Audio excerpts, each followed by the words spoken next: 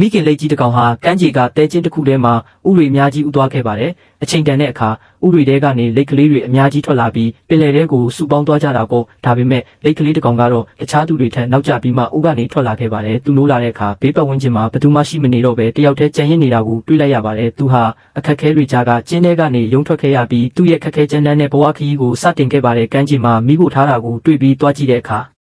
မိခဲလေးတစ်ခုကိုအစာမှတ်ပြီးရှာနဲ့တိုးမိလို့ရှာပူသွားခဲ့ပါတယ်။ပူတန်ကနေလွတ်အောင်ပြေးရင်းနဲ့အာလူးကြော်ထုတ်တစ်ထုပ်ကိုတွေ့ပြီးစားကြည့်ပြန်တော့လဲအရန်ဆက်တဲ့အတွက်တဲတွေနဲ့ရှာကိုပုတ်တိုက်ပြီးတက်တာအောင်လုပ်ခဲ့ရပါတယ်။ရေဘူးခုံလေးတစ်ခုနားမှာကနန်းလေးတစ်ကောင်နဲ့ဆုံပြီးနှုတ်ဆက်နေတော့မှပဲတိမ်ငှက်တစ်ကောင်ကကနန်းလေးကိုတုတ်သွားပါတယ်။အဲ့ဒီနောက်မှာသူ့ကိုပါနောက်ထပ်ငှက်တစ်ကောင်ကရံမှုဖို့ကြိုးစားခဲ့ပေမဲ့ကြောက်ခဲနောက်မှာပုံပြီးကံကောင်းတော့မစွာလွတ်မြောက်ခဲ့ပါတယ်။ငှက်ကလာအုပ်လိုငှက်ကြီးတစ်ကောင်ရဲ့ဖမ်းဆီးခြင်းကိုခံရပြီးပါဇက်ထဲအထက်ခံလိုက်ရပါတယ်။ဒါပေမဲ့လိတ်ကလေးဟာအရှုံးမပေးဘဲငှက်ရဲ့ရှာကိုအစွမ်းကုန်ဆွဲဖြစ်လိုက်တဲ့အတွက်ငှက်ကြီးကနာကျင်ပြီးသူ့ကိုပြန်ထွေးထုတ်လိုက်ပါတယ်။ပင်လယ်ကမ်းဆက်ကိုပြန်ရောက်လာတဲ့အခါမှာတော့တေဆုံးနေတဲ့လိတ်ကြီးတစ်ကောင်ကမ်းတင်နေတာကိုတွေ့လိုက်ရပါတယ်။လိတ်ကြီးရဲ့လယ်ပင်မှာပလတ်စတစ်အိတ်တစ်လုံးစွတ်နေတာကြောင့်အသက်ရှူချက်ပြီးတေဆုံးသွားတာပါ။လိတ်ကလေးဟာအဲ့ဒီအိတ်ကိုသူ့ပါဇက်နဲ့ကိုက်ဖက်ပေးပြီးလိတ်ကြီးကိုနှိုးဖို့ကြိုးစားခဲ့ပေမဲ့မအောင်မြင်ခဲ့ပါဘူး။နောက်ဆုံးမှာတော့လိတ်ကြီးကိုပန်းကလေးတွေရှိတဲ့နေရာမှာကောင်းမွန်စွာထားရစ်ခဲ့ပါတယ်။ဒီလိတ်ကလေးဟာမွေးဖွားချိန်ကစပြီးအခက်အခဲမျိုးစုံအန္တရာယ်မျိုးစုံနဲ့ကြုံတွေ့ခဲ့ရပေမဲ့မျှော်လင့်ချက်တကူမစွန့်လွတ်ပဲအဆုံးထိစူးစမ်းအားထုတ်ရင်းပင်လယ်ပြင်ကြီးစီကို